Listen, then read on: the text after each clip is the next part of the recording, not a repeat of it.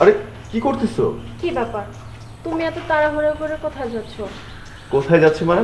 অফিসে যাচ্ছি। জানি তো, অফিসে গিয়েই সুন্দর সুন্দর মেয়ে দেখে ঘরে যে সুন্দর একটা বউ আছে সেটা ভুলেই যাবে। তুমি যে প্রতিদিন যাওয়ার আগে কি দিয়ে যাও সেটা কি ভুলে গেছো? ও আচ্ছা আচ্ছা, তাই তো। প্রতিদিন অফিসে যাওয়ার আগে যে আমার লক্ষ্মী বউটাকে একটা পাপ্পা দিয়ে যায় সেটা তো ভুলে গিয়েছি।